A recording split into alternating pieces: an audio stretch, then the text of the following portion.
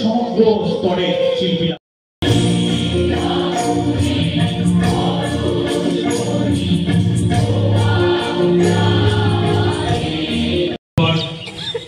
পাড়ার প্রতিযোগিতার গ বিভাগে যেখানে আমরা কবিতা আবৃত্তি করি, মাগো আমায় ছুটি দিতে বল, সকাল থেকে পড়েছি যে মেলা, বা তাল গাছ এক পায়ে দাঁড়িয়ে সব গাছ ছাড়িয়ে, ক্রমে আমরা ক বিভাগে উত্তীর্ণ হই।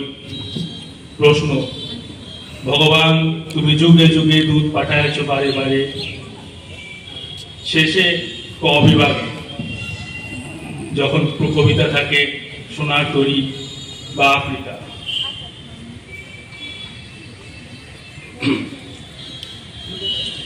গুরুদেবকে নিয়ে অনেক গুরুগম্ভীর আলোচনা করা যায়, কিন্তু দুটো একটা মজার কথা বলি। একবার সাহিত্যিক ভুনপুর তার ভাই বলাইচাঁদ মুখোপাধ্যায় তার ভাই কানাইকে নিয়ে রবি ঠাকুরের কাছে এলেন। কানাই একটু নাসিকা কণ্ঠে কথা বলেন। তিনি নিজের পরিচয় দিতেই রবীন্দ্রনাথ মজা করে বললেন, না কানাই নয়, এ তো পুরো সানাই।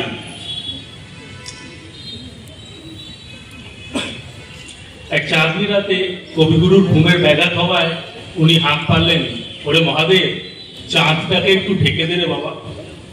মহাদেব হতবাক। কবি এসে বললেন, জানালাটা বন্ধ কর, তাহলেই তো চাঁদ ঢাকা পড়ে যায়।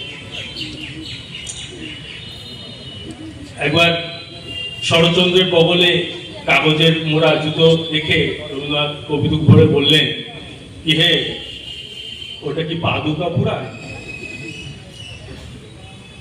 জীবনের শেষ কি হচ্ছে আজকে এখানে আপনারা দেখতে পাচ্ছেন যে সমকণ্ঠে রবীন্দ্রনাথ শীর্ষক অনুষ্ঠান। আমাদের কোচবিহারের সকল শিল্পীরা রয়েছে এখানে, তারা এখানে সেই অনুষ্ঠান সংগঠিত করছে। গতকাল প্রাকৃতিক বিপর্যয়ের জন্য আমরা এই অনুষ্ঠান সংগঠিত করতে পারিনি, কিন্তু আমরা দেখতে পাচ্ছি আরও অনেকেই আমাদের সাথে রয়েছে, যারা আমরা উদ্যোক্তারা রয়েছি, তারা অনেক চেষ্টা করেছি, কিন্তু তা সত্ত্বেও গতকাল প্রাকৃতিক এমন বিপর্যয় হয়ে গেছে যে কারণের জন্য আমরা এই অনুষ্ঠানটা করতে পারিনি। আজকে আইসি সাহেবের উদ্যোগে, বরাবরই উনি আমাদের সাথে প্রথম থেকে আছেন, ওনারই উদ্যোগে কোচবিহার শহরে প্রথম হতে যাচ্ছে রাজার শহরে শতকণ্ঠে রবীন্দ্রনাথ।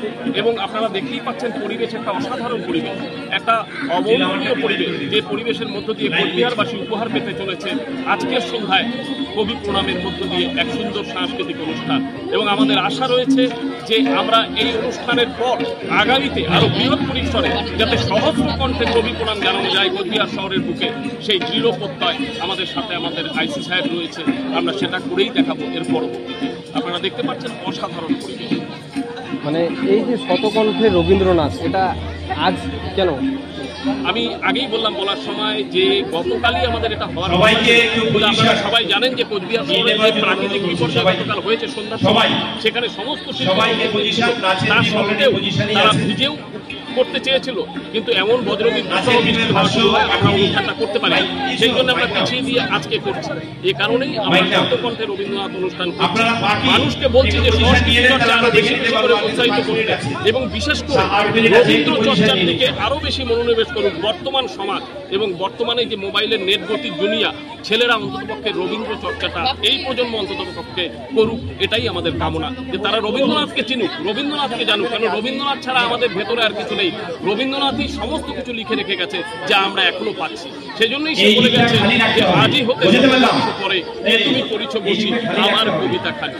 এটা তারই আমার নাম সৌরভ ভট্টাচার্য, আমার সাথে রয়েছে ভাস্কর ঘোষ, আমার সাথে রয়েছে আরো এক দাদা, আমার সাথে রয়েছে পরিমল। আমরা আরো দেখতে পাচ্ছি এখানে আরো সবাই আছে, শিল্পীরা, সবাই একত্রিত হয়ে আমরা এই অনুষ্ঠানটা